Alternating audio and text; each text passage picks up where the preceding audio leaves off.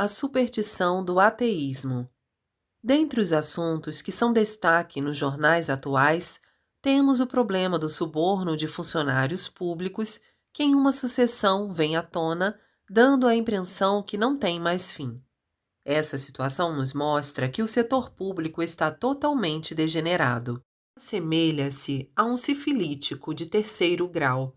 Onde quer que se aperte, sai-lhe secreção purulenta. Nunca se viu tanta corrupção. Assim sendo, parece que as autoridades competentes têm se empenhado arduamente na solução do referido problema. E para isso, evidentemente, só há um meio: corrigir a conduta dos políticos e dos funcionários públicos. Mesmo que não haja outra coisa a ser feita e que tais medidas se revelem provisórias, sabemos que, enquanto não se atingir o âmago, obviamente a reincidência de situações semelhantes será inevitável. Em relação a isso, ultimamente o que mais tem sido alardeado são os casos de funcionários que, ocultamente, fazem uso indevido do dinheiro da empresa. Conta-se que tais indivíduos convidam agentes do governo para reuniões em restaurantes ou em casas noturnas, oferecendo-lhes magníficas recepções, deixando-os de rabo preso. Conseguem concluir negócios altamente vantajosos para si próprios. Acredito que tais gastos são realmente consideráveis e é o povo que vai pagá-los com o aumento dos preços e dos impostos, o que mostra que a população, sim, é quem leva a pior. O problema em questão exige solução radical e urgente. Contudo, infelizmente, nada poderá ser feito, pois tanto a autoridade competente como os estudiosos desconhecem a causa fundamental do fato. Assim sendo, desejo ensinar um meio infalível para solucioná-lo. Para começar, o que mais foge à lógica é que a maioria dos causadores desse tipo de problema tem formação de nível superior ou educação de alto nível. Portanto, sinto que não há muita relação entre educação e criminalidade. Entretanto, o povo acredita piamente que a chance das pessoas que receberam educação superior cometerem crimes é menor. Este é o pensamento comum. Realmente, como os intelectuais não usam de violência, é muito natural que as pessoas pensem dessa forma. A realidade, porém, é que eles apenas não empregam violência. Em compensação, recorrem às sutilezas da inteligência. Consequentemente, o problema agrava-se, pois uma vez que sua posição social é elevada, exercem grande influência sobre as pessoas em geral. E qual é o motivo que os leva à prática de crimes revoltantes, apesar de serem intelectuais? Como existe uma causa séria, vou expô-la a seguir. A causa fundamental é que existe nessas pessoas um sério distúrbio psicológico. Trata-se de um conceito materialista que faz acreditar que qualquer que seja a ação ilícita, tudo acabará bem se for praticada com habilidade, sem o testemunho de terceiros. Todavia, o delito é descoberto de uma forma que nem é possível imaginar. Então, o culpado se surpreende e se põe a pensar: o que se passa em seu íntimo deve ser mais ou menos o seguinte: infelizmente, fui descoberto, apesar de eu ter feito tudo com muita habilidade. Conhecendo a lei como conheço, não deixei nenhuma pista que me levasse à condenação. No entanto, não consigo entender como cheguei a essa situação. Agora, é inútil ficar lamentando um fato consumado. Farei o possível para conseguir a atenuação da pena. Da próxima vez, serei mais engenhoso. Creio que este é o pensamento da maioria deles. Todavia, há também funcionários públicos que são dignos de louvor, e nessa situação caem em si e tomam uma decisão. Eu não devia ter provocado um escândalo como esse. Sou o culpado. Vou cumprir a pena com dignidade, e, aproveitando esta oportunidade, vou me regenerar. Apesar de pensarem dessa forma, com o decorrer do tempo, tal decisão poderá perder a força e os culpados reincidir no erro. Isso se verifica porque não creem em Deus. Então, como devemos proceder para resolver definitivamente esse problema? Nem é preciso dizer que a solução é a fé. É por meio dela que precisamos fazer com que a pessoa reconheça a existência de Deus. Afirmo categoricamente que, além disso, não há, em absoluto, outro meio. Isto porque o raciocínio que leva à criminalidade é a crença de que Deus, definitivamente, não existe. Trata-se do pensamento extremamente simplista de que acima da terra só existe o ar e mais nada. No entanto, quando afirmamos que, apesar de invisível, Deus sem dúvida existe, elas simplesmente nos taxam de sermos presos a crendices. Afirmamos que Deus existe porque realmente Ele existe, e mesmo assim, elas não conseguem pensar desta forma. Portanto, não há dúvida de que em seu interior encontra-se enraizada a temível superstição do ateísmo.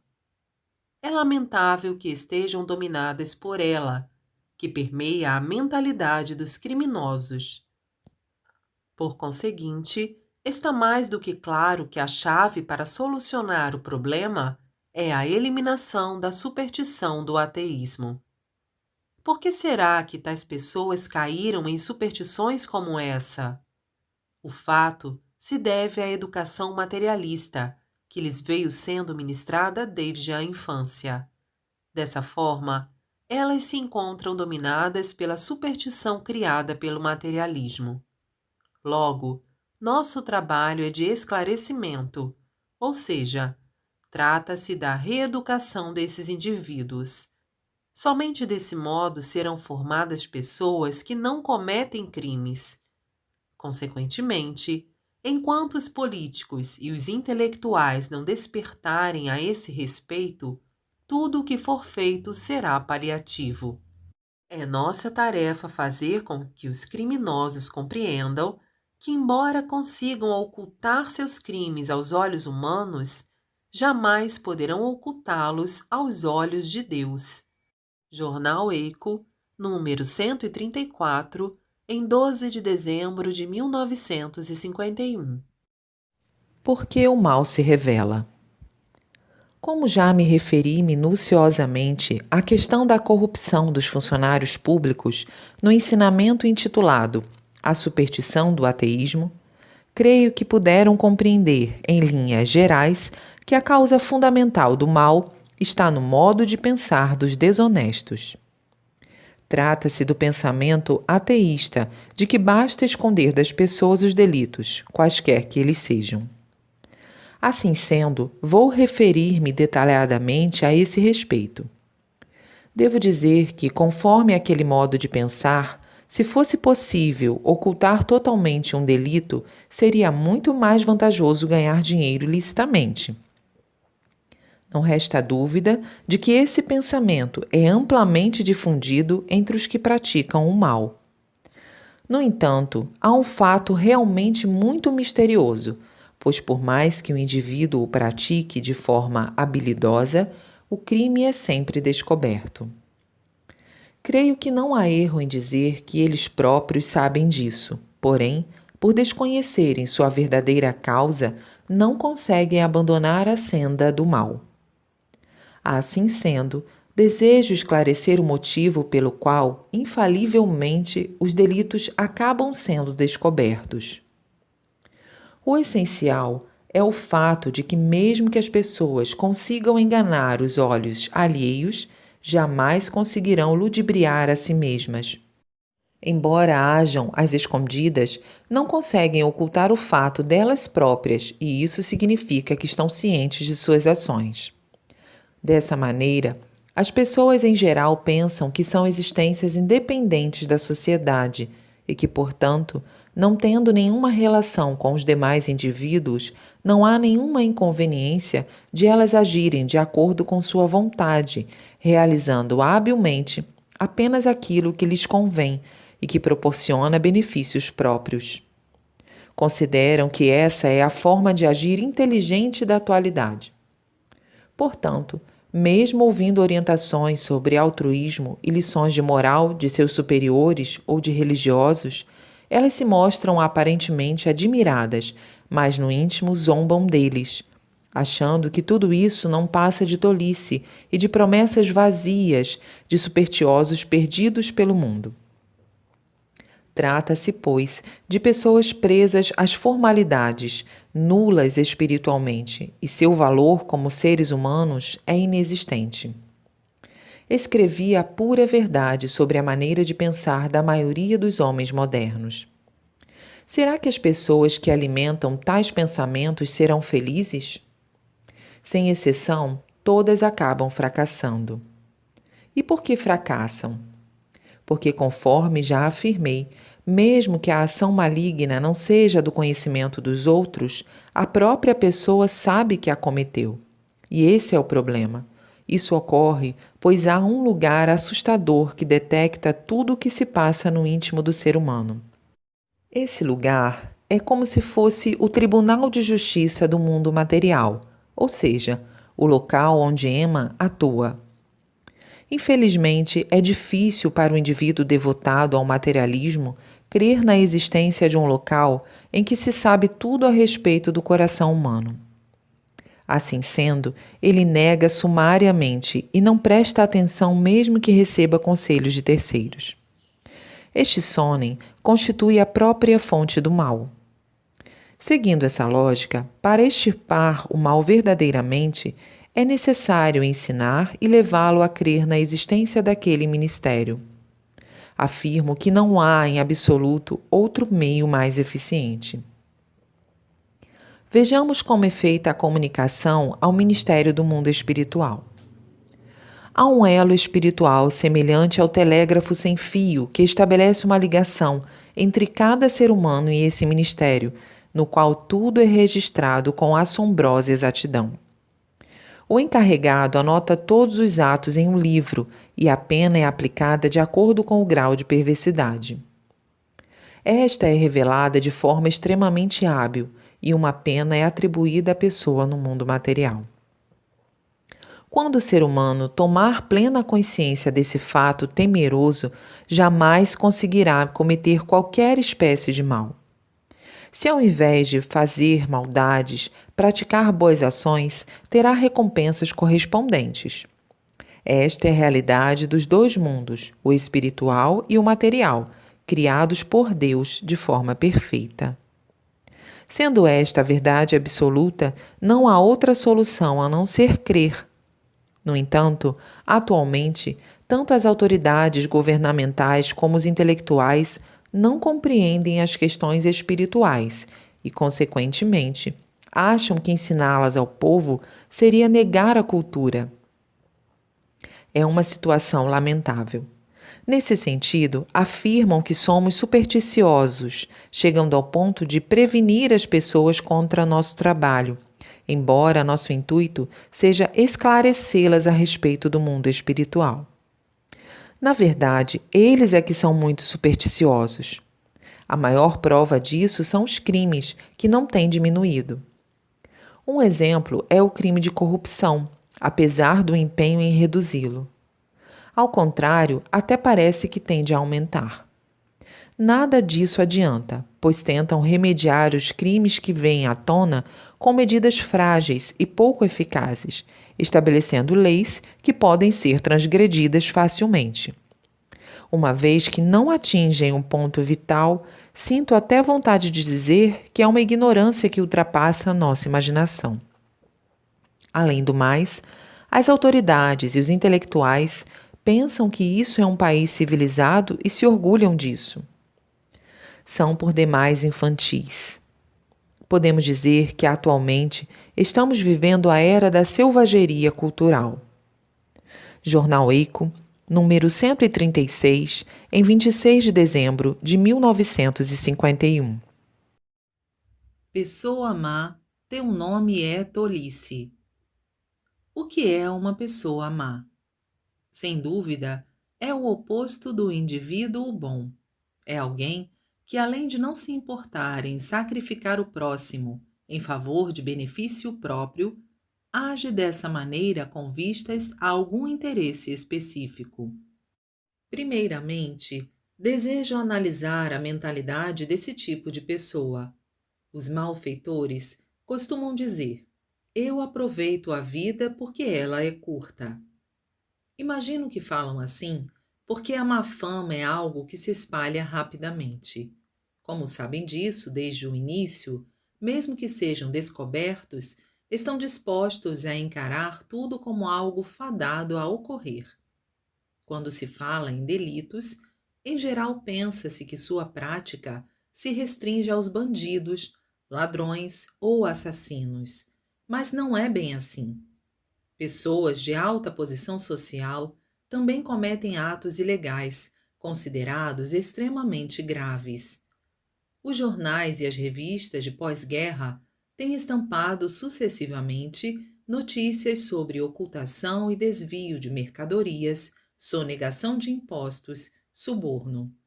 Assim, a realidade nos tem mostrado que a incidência de crimes abomináveis é demasiado grande. Muitos acham até estranho que pessoas consideradas realmente notáveis estejam na prisão. Então, por que será que elas cometeram tais delitos? Evidentemente, partem do pensamento de que, conseguindo enganar habilmente as pessoas, ninguém ficará sabendo. No entanto, a maldade sempre acaba sendo descoberta, pois as divindades a tudo observam do invisível mundo espiritual. Nossa frequente afirmação de que a pessoa sem fé oferece perigo se refere a isso. No entanto, pessoas de grande destaque não conseguem perceber esse importante ponto. Com a descoberta do delito, a pessoa é vista como criminosa e perde a confiança da sociedade. Para recuperá-la, evidentemente leva-se muito tempo. Entre estas, há pessoas sem muita sorte, que passam o resto da vida afundadas na desgraça. Basta pensar um pouco para imaginarmos que os danos e os prejuízos são inúmeras vezes maiores que o lucro obtido por meios ilícitos.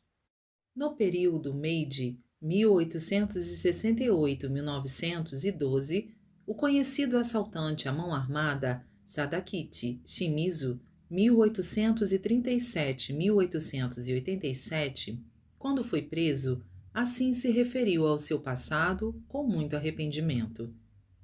Não há negócio tão ruim quanto o roubo. Se eu dividisse o dinheiro que roubei até hoje, o resultado seria de apenas 45 centavos por dia. Concordo que não deve ter sido compensador, por mais baixo que fosse o custo de vida no período Meiji. Praticar o mal não é compensador nem do ponto de vista religioso, nem com base em cálculos matemáticos. Além do fato de o criminoso não poder dormir tranquilamente em decorrência da constante inquietação de que é tomado até ser descoberto. Por esse motivo, digo que não há ignorante maior que o indivíduo que comete delitos. Assim sendo, afirmo, tal como o título deste ensinamento: Pessoa má, teu nome é tolice. Jornal Ricari, número 7, em 30 de abril de 1949. O malfeitor é doente. O título acima suscitará dúvidas entre as pessoas, pois há muitos malfeitores com aparência sã. Aliás, entre estes é até maior o número de indivíduos aparentemente saudáveis. Entretanto, isso se limita à visão superficial. A parte espiritual, ou seja, seu interior, encontra-se verdadeiramente doente. Em outras palavras, as pessoas más são influenciadas por espíritos malignos que acabam dominando grande parte do seu espírito, ou seja, isolam o espírito protetor primordial e afastam o espírito protetor guardião. Assim, o espírito maligno assume o protagonismo e age a seu bel prazer, como se fosse a própria pessoa. Sem dúvida, os referidos espíritos malignos podem ser espíritos de raposa, de texugo, de dragão ou de outros animais. Portanto, seus atos não diferem muito daqueles praticados pelos mesmos. Nessas condições, sem nenhum constrangimento e com toda a naturalidade, realizam com prazer atos impiedosos e cruéis que uma pessoa jamais faria. A diferença entre eles e o ser humano é tão grande que não se consegue imaginá-la com base no senso comum. Conforme tenho ensinado, desde o seu nascimento, o ser humano possui o espírito protetor secundário, de natureza animal. Deus permite sua existência por ser indispensável à sobrevivência humana e porque os desejos físicos são necessários. Entretanto, analisando o malfeitor, constatamos a atuação de dois tipos de espírito animal. Podem ser casos de possessão de outro espírito animal ou de demonstração da animalidade do espírito protetor secundário, a que já nos referimos. Por que isso se verifica dessa forma? Ao surgirem nuvens no espírito da pessoa, e à medida que aquelas vão se tornando densas, o espírito animal correspondente passa a influenciá-la. Nesse caso, o espírito protetor primordial acaba perdendo para o espírito animal, que passa a agir a seu bel prazer por meio desse corpo. A pessoa má possui nuvens espirituais, que são a causa do sangue se tornar turvo. Dessa maneira, algum dia, infalivelmente, sobrevirá uma intensa ação purificadora. Nessa ocasião, a pessoa passará pelo sofrimento proporcional à quantidade de máculas, e estas serão a causa de eventual desgraça, doença e demais infelicidades. É interessante. Ouve-se com frequência que, por pouco que seja, quando um grande criminoso se põe a refletir, levado pela piedade, o crime cometido é descoberto logo após e ele acaba sendo detido. Isto se dá por causa da purificação.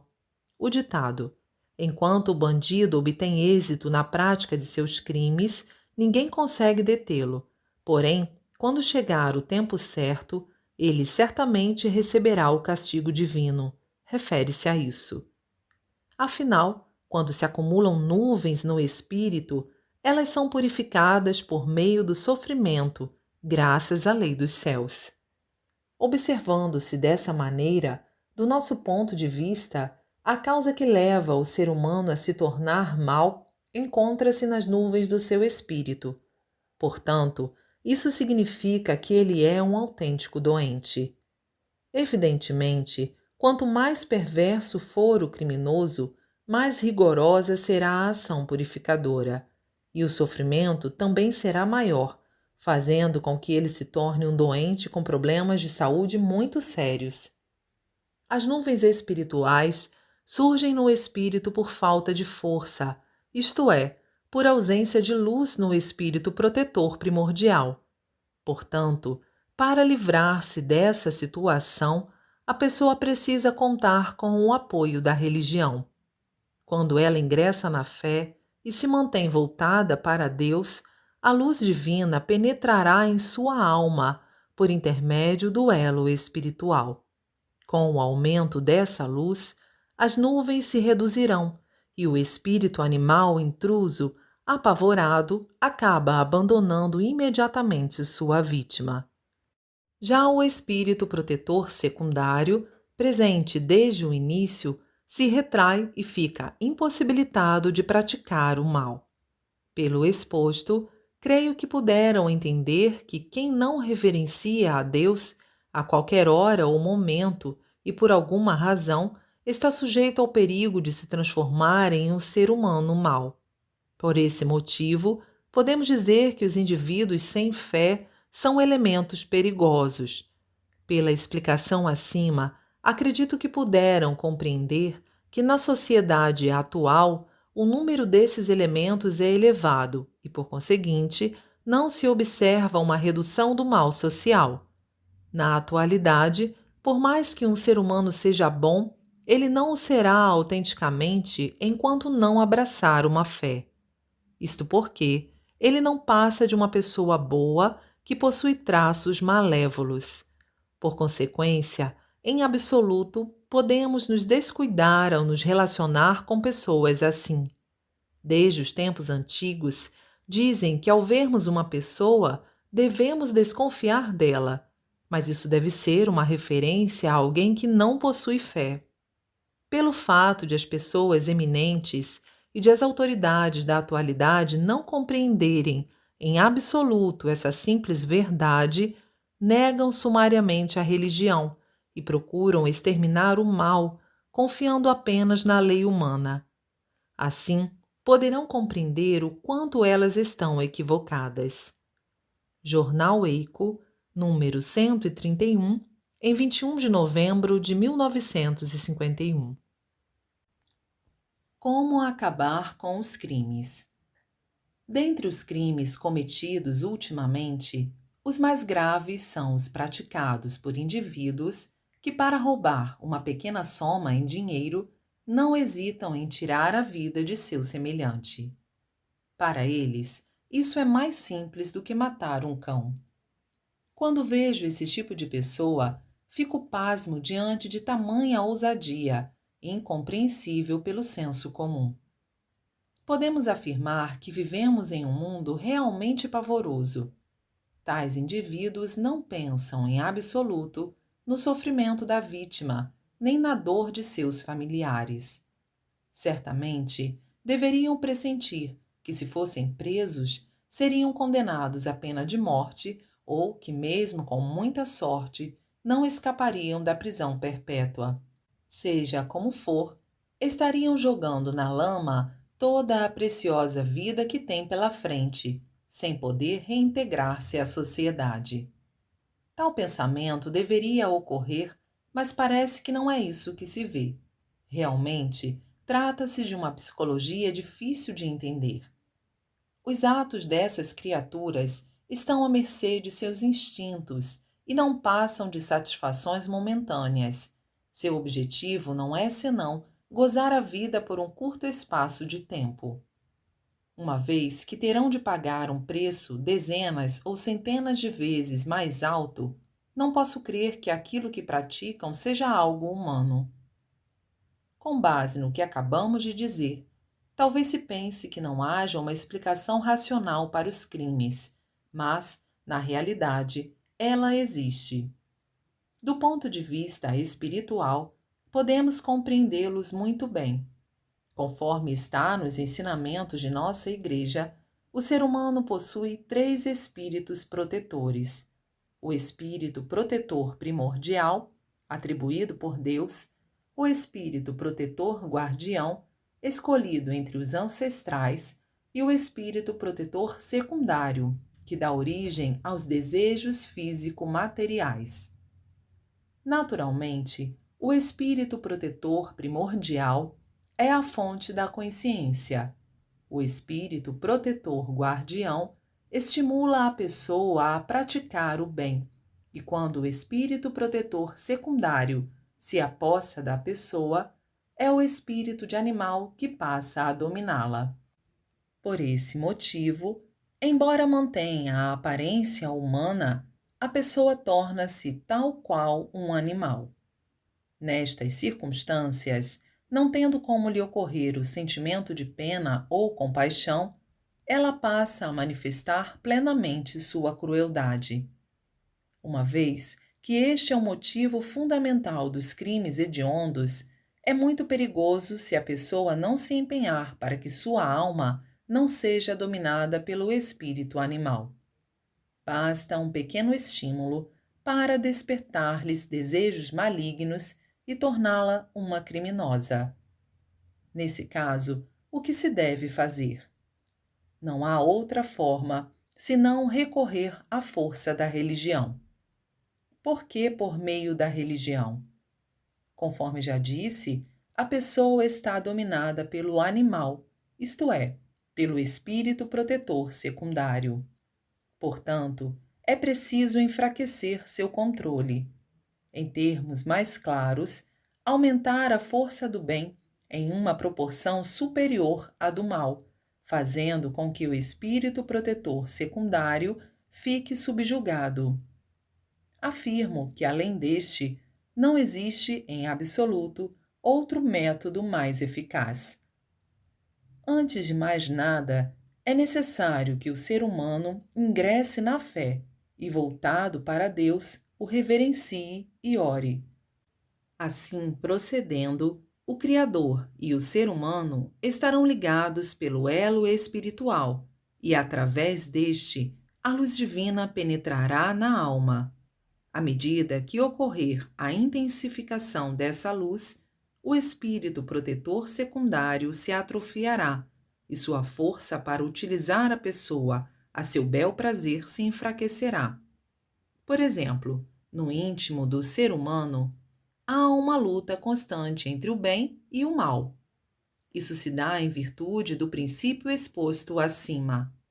Assim, por mais detalhadas que se tornem as leis e por mais rigoroso que seja o controle, será o mesmo que conter o criminoso apenas por meio de forças externas. Sem dúvida, é melhor do que nada, mas enquanto não se tocar o âmago do problema, os resultados serão insignificantes, apresentando-se situações sociais nefastas, como as que têm ocorrido hoje em dia. É impossível entender o fato de governo e educadores não terem percebido algo tão óbvio. Eles apenas suspiraram resignadamente e, por fim, se deram conta dos crimes brutais e do aumento da delinquência. Todavia, eles se limitam a pregar o restabelecimento dos princípios éticos e morais, bem como a reforma das diretrizes educacionais. Isso mostra que ambos ainda não conseguiram libertar-se das ideias anacrônicas que cheiram a mofo. Portanto, só nos resta dizer que se trata de um fato realmente lamentável. Pode parecer uma analogia carregada de ironia, mas é o mesmo que colocar água em uma peneira e, notando que esta vaza demais, diminuir-lhes os furos. Gostaria de apresentar a presente proposta aos líderes da nossa sociedade. Jornal Eco, número 114, em 25 de julho de 1951. A verdadeira pessoa forte. Atualmente, ouve-se com frequência sobre os males sociais, e sua existência se deve ao excessivo número de pessoas más em todos os lugares. Em uma rápida retrospectiva, podemos dizer que nossa trajetória se resume a uma história de batalhas contra os maus. Ao examinarmos a mente do indivíduo mau, veremos que ele age não de forma aleatória, mas conscientemente. Com exceção daqueles que cometem crimes hediondos, a maioria dos criminosos percorre o caminho do mal por desejar, além de outras coisas, dinheiro, bebida, sexo, embora saibam que isso é condenável. A afirmação de que a regeneração é difícil para os que seguem esse caminho é o pensamento comum aos malfeitores. Uma vez que é complicado concretizar suas ambições por meios honestos, embora temam a lei, empenham-se com o máximo cuidado para fugir à punição e aos olhos alheios. Evidentemente, procuram mentir da forma mais engenhosa possível. Dessa maneira, com o passar do tempo, sua habilidade se aprimora e, assim, enganar os outros torna-se extremamente fácil. No entanto, os ludibriados, em sua maioria, por serem pessoas de bem, acabam se resignando. Aproveitando-se dessa situação, os maus intensificam suas práticas. Chegando a esse ponto, os resultados obtidos por procedimentos ilícitos ocorrerão muito mais rapidamente do que por meios corretos. Nessas condições, sua regeneração será muito difícil e inevitável e gradativamente, eles acabam se atolando em um lamaçal. Esse tipo de malfeitor, evidentemente, é intelectual, e a realidade é que a maioria geralmente pertence à classe social acima da média. Via de regra, todas as pessoas possuem algum tipo de mania. Dizem os antigos que manias todos têm, ainda que não tenham consciência disso. Creio que até o indivíduo mau sente certo peso na consciência, porque sabe que a prática de más ações, que causa sofrimento e infelicidade às pessoas, gera pecado. O hábito de beber, além de causar desperdício de dinheiro, também traz sofrimentos e causa aflição à esposa e aos filhos, a ponto de sentirmos pena deles. O homem mau sabe também que divertir-se com mulheres custa dinheiro, aumenta o risco de contrair doenças venéreas e dá preocupação aos pais e à esposa. De modo idêntico, mesmo ciente de que a prática de apostas e jogos de azar acarreta sempre prejuízos, que tudo isso é ruim, não consegue se livrar. Creio que quase não haja quem não tenha experimentado situação semelhante. Este é o ponto que desejo expor. Quem não consegue controlar-se, apesar de saber que as práticas nocivas não são boas, é um ser destituído de força, isto é, de verdadeira coragem, que é a mais nobre das virtudes. Costumo dizer: quando o ser humano se eleva, torna-se divino. Assim, quem consegue dominar tais práticas completamente, tão logo consiga identificá-las e refreá-las com o firme pensamento de que jamais será vencido pelo mal, significa que se tornou um admirável ser divino. Esta é realmente uma força autêntica, que é o verdadeiro poder. Nesse sentido, afirmo: pessoa má, teu nome é tolice. Creio que, pelo que foi mostrado, podem concordar comigo. Jornal Ricari, número 33, em 29 de outubro de 1949. Alicerce do Paraíso, volume 5. O hábito de resignação dos japoneses. Dizem que entre os países civilizados não existe outro igual ao nosso, cujo povo seja tão resignado.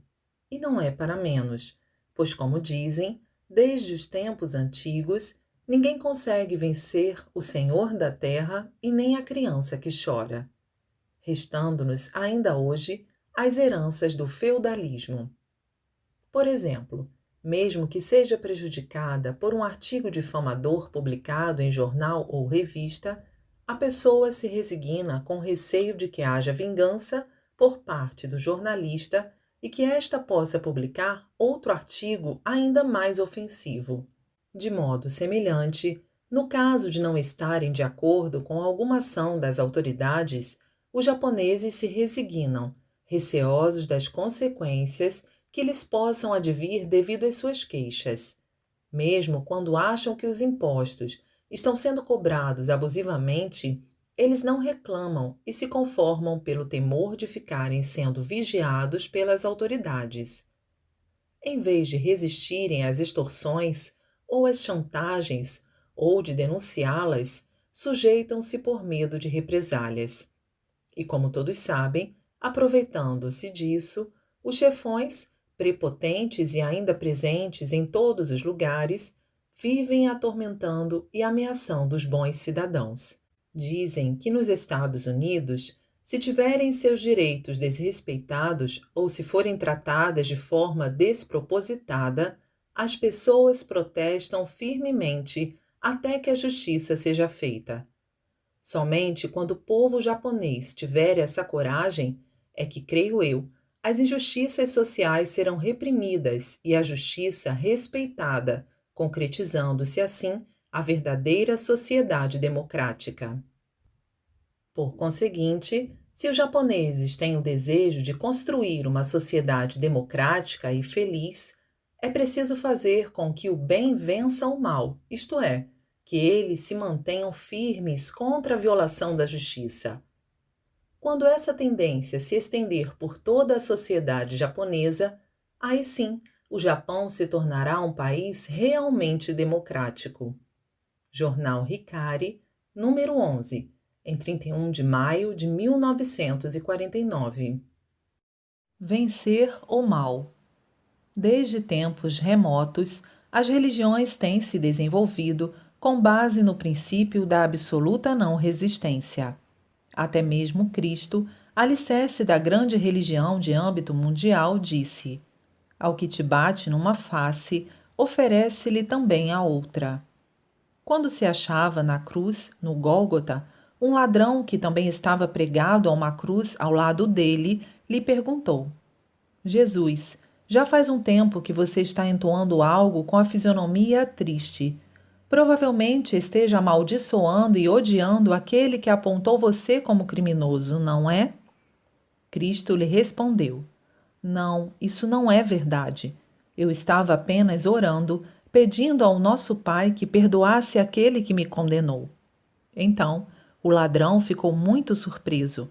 Por esta famosa passagem, podemos evidenciar que Cristo era a grande personificação do amor. Sakyamuni também não teve qualquer atitude de resistência, interpretando os constantes obstáculos por parte de Devadatta como provações para o próprio aperfeiçoamento. Assim, se mesmo esses dois grandes religiosos se comportaram dessa forma, é muito natural que diversos outros santos e fundadores tenham seguido essa tendência. Somente uma única pessoa foi diferente: Nichiren. Seu ardente espírito de luta era tão intenso que até nos faz sentir que ele passava das raias da normalidade. Por meio de suas críticas dirigidas às seitas budistas, em forma de célebres frases como as orações da seita Nembutsushu transformam o mundo em um inferno. O trabalho da seita Zenshu é de Satanás. A seita Shingon destrói o país. Os monges da seita Rikyo são os traidores da pátria que desencaminham as pessoas e destroem o país. Podemos notar quão grande era sua convicção de excluir a tudo e a todos, e até relutamos em concordar com tais afirmações. Por meio desses exemplos, podemos observar que realmente o amor de Deus e a misericórdia de Buda têm conquistado os corações das pessoas e, sem dúvida, têm sido a base da fé. Entretanto, na análise de seus resultados, não podemos determinar de maneira generalizada se são positivos ou não. Isto porque, mesmo depois de mais de 2000 anos após a ascensão, tanto de Buda como de Cristo, a maldade não só não diminuiu, como há uma tendência a aumentar. O fato de pessoas boas viverem molestadas pelas más e a afirmação de que aquelas que agem com honestidade são tolas são realidades que têm resistido aos tempos, dando-nos a impressão de que o progresso da cultura não influencia em nada a diminuição da criminalidade. Ao contrário, serviu apenas para tornar mais engenhosos os meios de execução dos crimes, cuja natureza em nada foi alterada. Atualmente, a mudança verificada é que apenas se deixou de usar violência na aplicação da punição prevista em lei. Com isso, dependendo da situação, podemos até dizer que a gravidade dos crimes aumentou. De qualquer forma, devemos analisar cuidadosamente a razão de não se conseguir uma exterminação radical da maldade. Indubitavelmente, o motivo disso está no bem, que é derrotado pelo mal. Os maus aproveitam-se dessa situação e impõem sofrimentos constantes aos bons.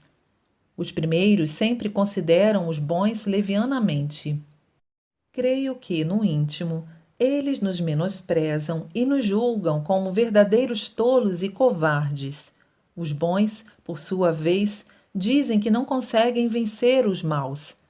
Se lhes fizerem resistência, poderão sofrer inutilmente perseguições e imprevisíveis prejuízos.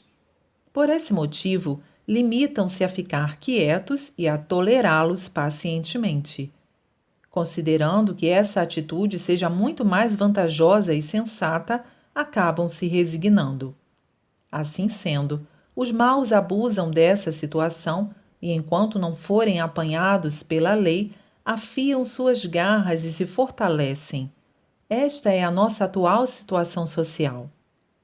Referi-me às maldades praticadas por indivíduos comuns, mas as mais temíveis são as maldades praticadas pelas autoridades e jornalistas.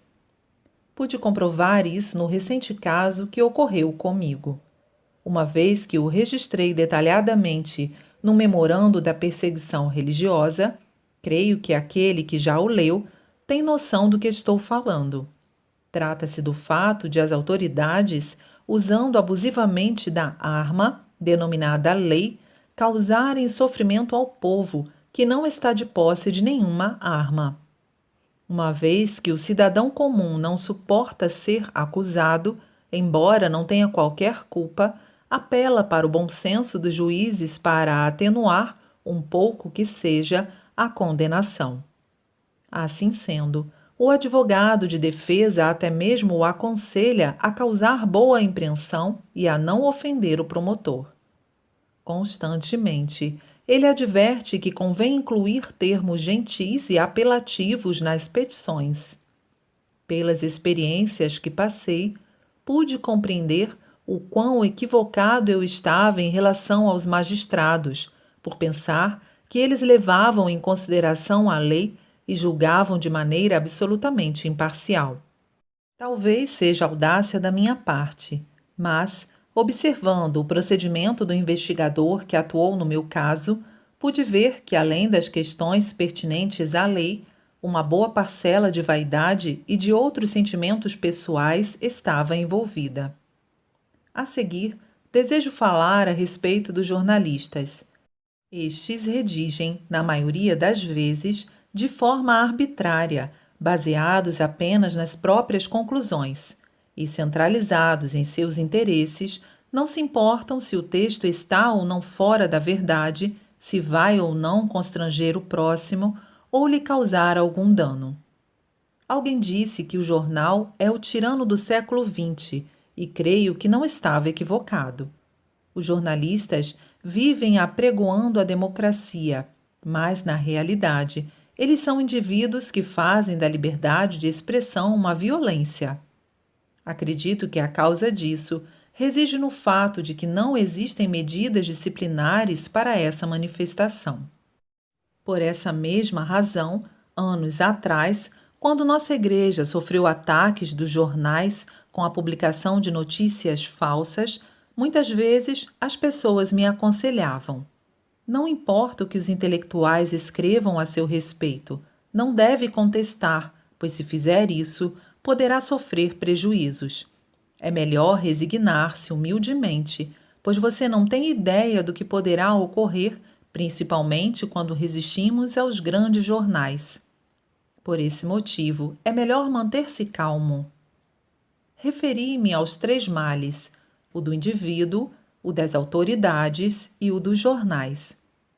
Todos eles são exemplos da vitória do mal em relação ao bem. As vítimas resignam-se, sempre levando em conta a relação entre os benefícios e os danos com que terão de arcar, e procurando evitar prejuízos, suportam pacientemente a situação, acabando por não opor qualquer resistência ao mal. Por conseguinte, os homens maus, prepotentes, continuam tripudiando. Nessa situação, mesmo que exista a lei, sua eficácia diminui muito e a vítima sempre será o povo. É uma sociedade realmente complicada, que até nos causa desânimo. Assim sendo, quando será que este mundo se tornará um lugar onde os homens de bem possam viver tranquilos? Nesse sentido, mesmo nós, religiosos, advertimos que o bem não deve sucumbir ao mal, pois o bem que perde para o mal não é o verdadeiro bem, isto é, não passa de um bem covarde. Principalmente no relacionamento com religiosos como nós, os homens maus geralmente observam-nos de uma forma diferenciada das pessoas em geral. Eles nos encaram da seguinte maneira: eles são seguidores do princípio da não resistência e não nos causarão, portanto, nenhum problema, ainda que os atormentemos. Aqui se mostra a fraqueza da religião, ou melhor, a razão pela qual eles nos julgam dessa forma. Por conseguinte, precisamos a todo custo erradicar o conceito satânico que eles têm a respeito de nós e, nesse sentido, lutar seriamente contra o mal. Como já é do conhecimento de todos, por ocasião do ataque à nossa igreja por um jornal de grande circulação, lutamos sem temor nenhum. Resistimos até o final àquela ação maldosa, fazendo uso do nosso jornal. Assim sendo, ainda que nosso adversário tente esmagar-nos pelo poder que possui, nós combateremos corajosamente até que ele se arrependa. O que seria isso senão a verdadeira vontade de Deus? O mal jamais conseguirá vencer o bem. Por essa razão, cabe-nos despertar os homens maus, ensinando-lhes que o melhor meio é mudar e tornar-se homens bons, abandonando a maldade. Acredito que este seja o procedimento correto de uma religião ativa. Os leitores poderão entender melhor esse raciocínio em um exemplo mais ampliado. É a mesma lógica defendida pelos Estados Unidos, que hoje apoiam diversos países.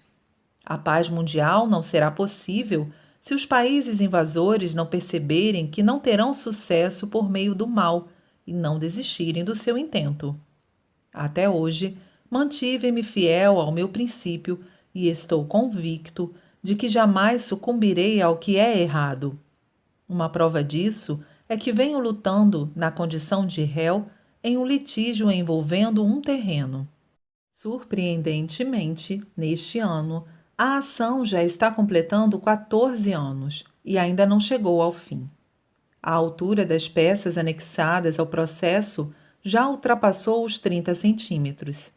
Toda vez que ocorre a mudança ou a substituição de um magistrado, este tem de ler todo o processo, e isso lhe tem causado aborrecimento ante essa obrigação.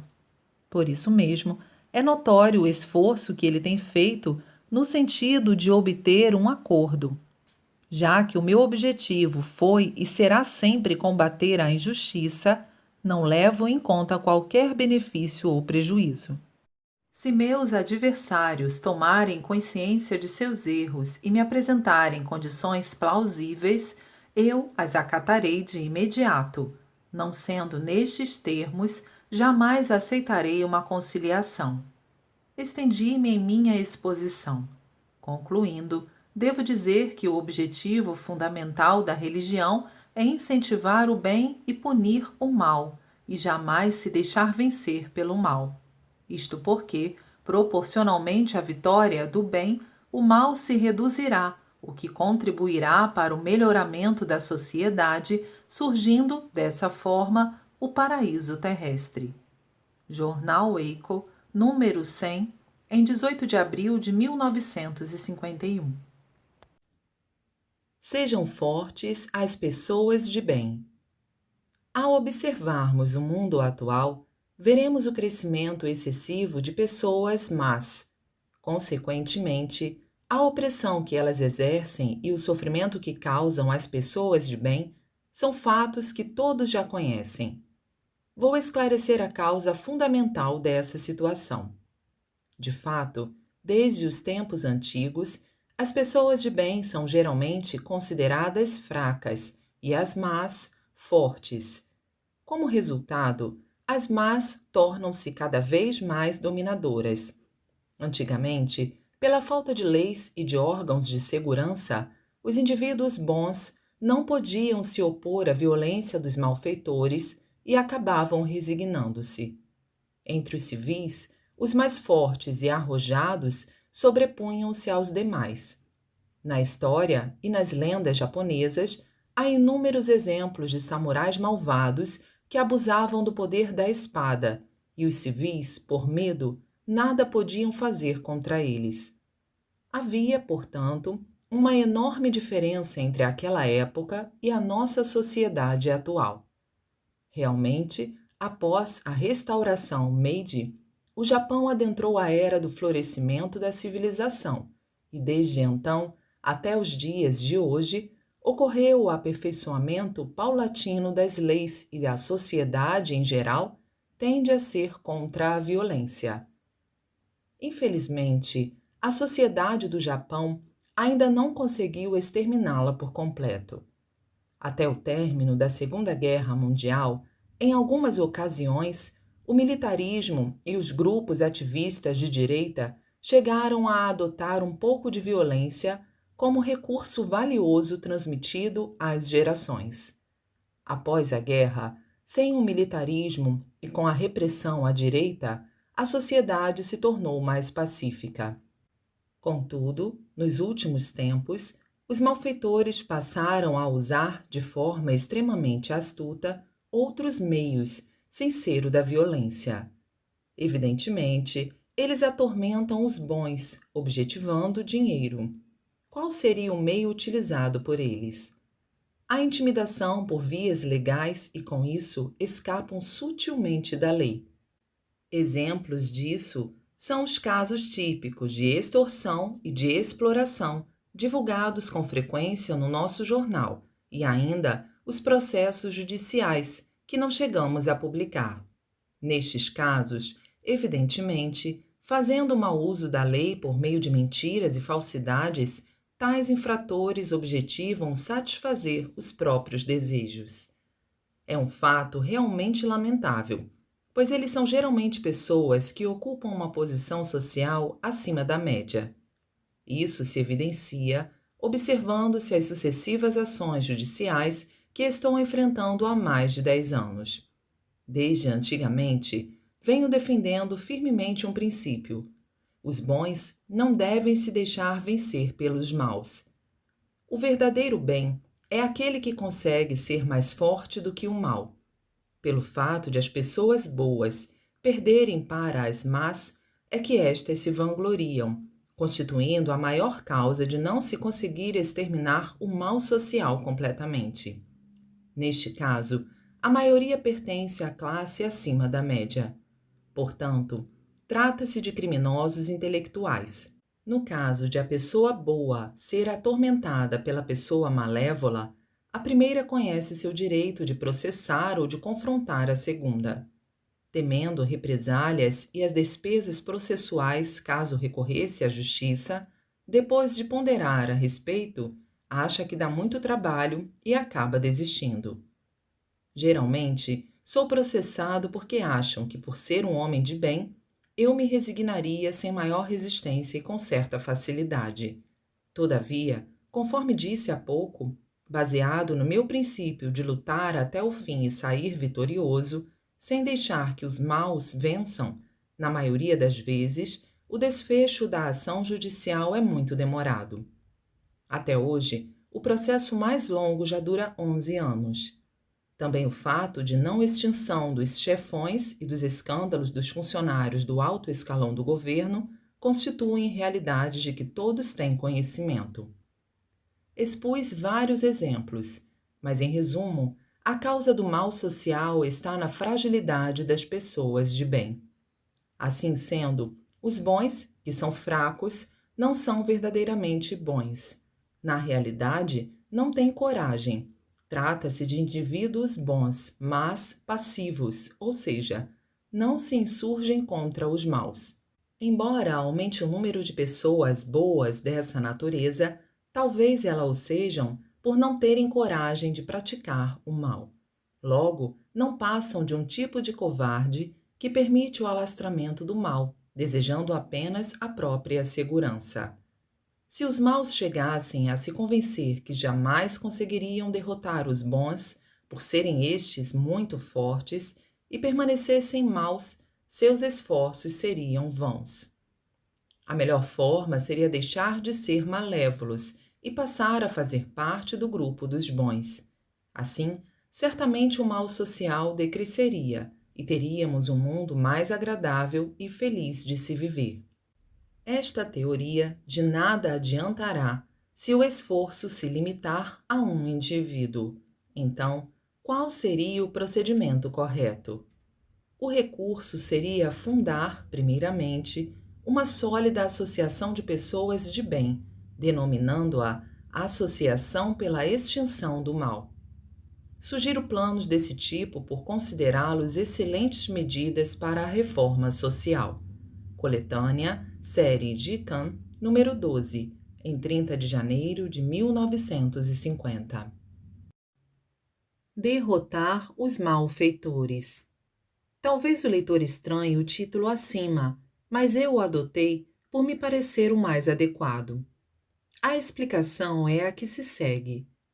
O mundo está repleto de indivíduos maldosos que procuram enganar as pessoas ou aplicar-lhes golpes. Pelo fato de eu ser religioso e lhes parecer ser um homem de bem, e ainda por lhes aparentar ser até mesmo um santo, tratam-me como se fosse um bobo. Esses tipos são hábeis no uso das inteligências maléfica e astuta, capazes de elaborar planos terríveis. Há, igualmente, aqueles que possuem posição social e, além de atrevidos, são agressivos. Subestimando-me e assemelhando-se a uma cobra, tentam dar o bote em mim desde o primeiro contato. Então, nessas ocasiões, deixo que eles se engulam e, calmamente, procuro traçar um contra-ataque. Sem adotar qualquer procedimento diferente, procuro agir com seriedade e naturalidade. Por esse motivo, eles nem chegam a perceber minha tática. Assim, cheios de vaidade, tentam me atacar. No entanto, como tenho em minhas mãos o controle do ponto vital da situação, deixo que eles ajam como quiserem. Assim sendo, apesar de recorrerem a vários meios, não obtêm sucesso e, apesar de parecer que vão desistir, dificilmente isso ocorre. Ao contrário, eles pensam: já está na hora daquele sujeito, o Okada, desistir e demonstrar uma atitude conciliatória. E ficam aguardando. Da minha parte, mantendo toda a calma e fingindo não saber de nada, deixo as coisas como estão, e nessa situação eles nada podem fazer. Isto porque, com o passar do tempo, esgotam-se suas verbas e, aos poucos, a situação vai se tornando desvantajosa para eles.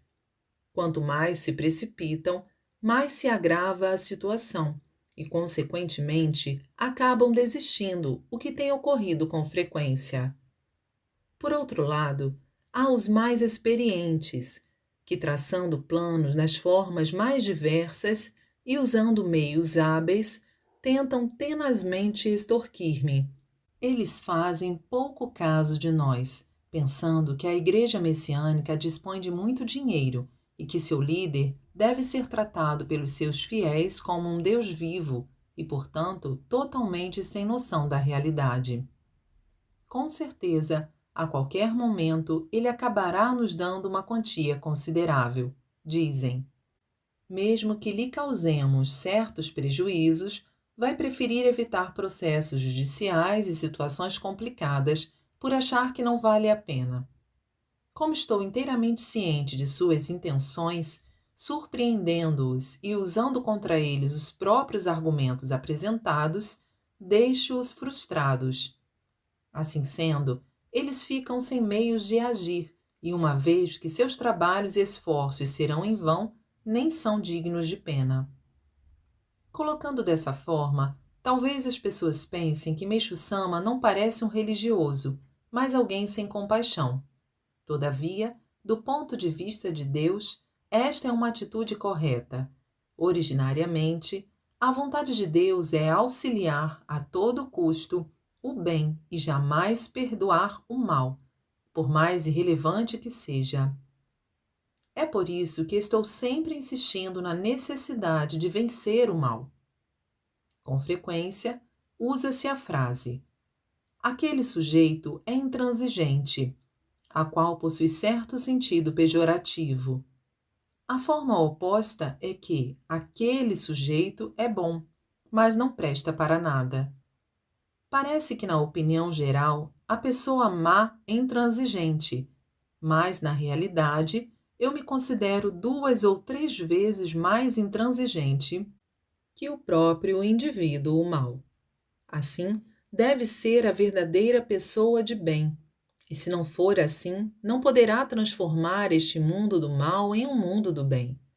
Dessa forma, tenho como lema combater, um por um, todos os malfeitores deste mundo. E acredito que este deve ser o procedimento correto de um religioso atuante. Jornal Eco, número 144, em 20 de fevereiro de 1952.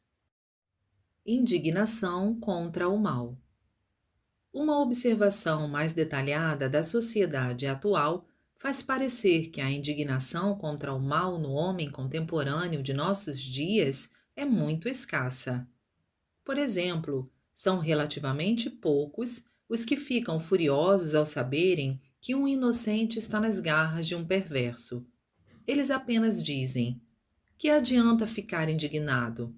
Além do mais, isso não tem qualquer relação com os meus interesses.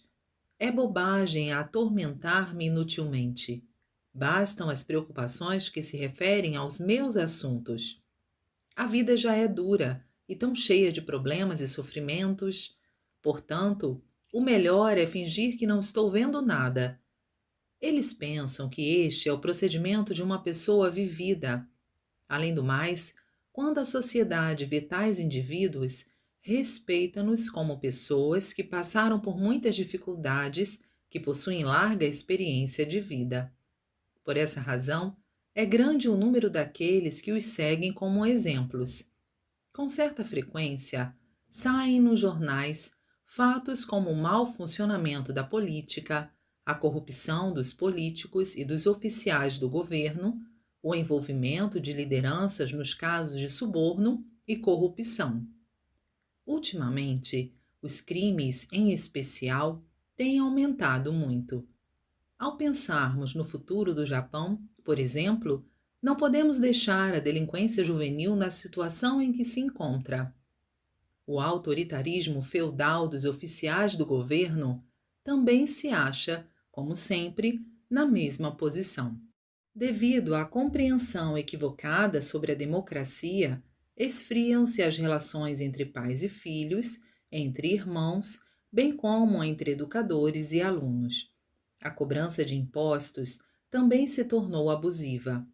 Apesar de vivermos em uma sociedade sob a bela denominação de democracia, na realidade, o povo vive sofrendo, oprimido pelo autoritarismo. Além disso, existem incontáveis situações desagradáveis. Não há dúvida que a causa está na escassez do senso de justiça social. Tudo ocorre porque existe um excessivo contingente de pessoas espertas. Examinando minuciosamente os fatos, dá para entender por que a sociedade se tornou o que ela é hoje. Em todas as épocas, os jovens são tomados por um grande senso de justiça e também por uma considerável indignação contra o mal.